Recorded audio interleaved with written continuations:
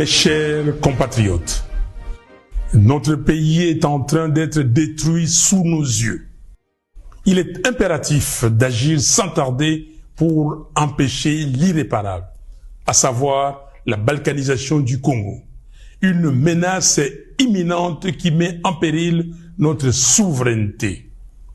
Nous n'avons plus d'autre alternative. Il est temps de sauver notre nation du spectre d'effondrement. Depuis le 30 juin 1960, notre pays n'a jamais affronté un défi aussi existentiel.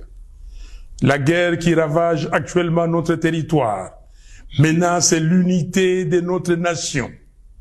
Dans ces contextes d'extrême urgence, la cohésion nationale doit s'imposer comme notre priorité politique absolue. Chaque jour, nos villes, nos territoires, nos villages et nos provinces tombent sous le joug des agresseurs, tel un héritage laissé à l'abandon. Combien de morts faudra-t-il encore pour que nous prenions pleinement conscience de l'urgence d'unir nos forces, de transcender nos divergences et de trouver une solution pour préserver les 2 345 410 km² de notre territoire. La balkanisation du Congo, insidieusement orchestrée sous nos yeux, ne saurait être tolérée. C'est un projet ignoble, une profanation de l'héritage légué par Simon Kimbangu et Patrice Lumumba. Aujourd'hui, plus que jamais, il incombe à chaque Congolais d'assumer sa part des responsabilités dans la lutte pour la sauvegarde de notre pays. Cette guerre, ces souffrances, ces vies fauchées en grand nombre nous enjoignent à un profond changement d'attitude. Nous ne pouvons plus nous permettre l'inaction ni la complaisance. Il est de notre devoir de contrer ceux qui cherchent à diviser notre peuple et à nous précipiter vers notre propre perte. Face à l'ampleur du désastre, la division interne est un luxe que nous ne pouvons plus nous offrir.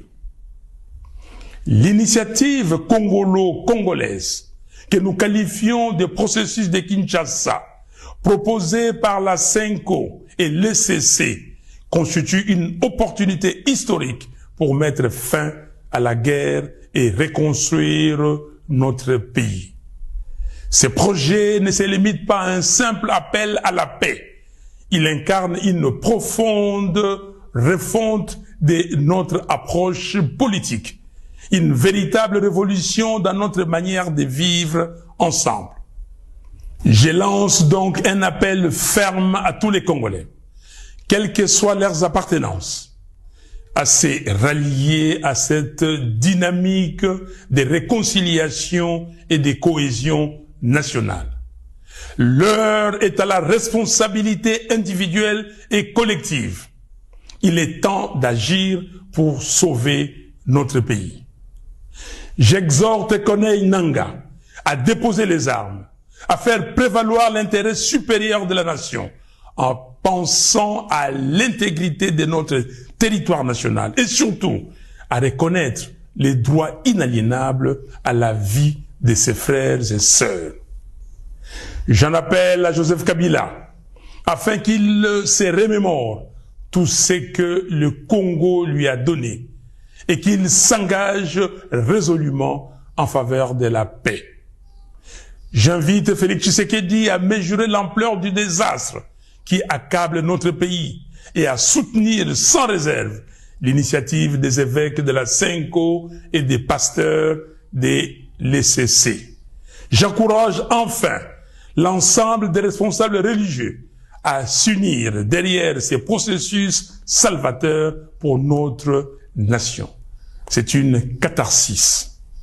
Mes chers compatriotes, il est impératif que nous agissions sans délai pour mettre un terme à la guerre, stopper les massacres des Congolais, en finir avec les déplacements forcés de nos concitoyens, restaurer l'intégrité de notre territoire et alléger les souffrances de notre peuple.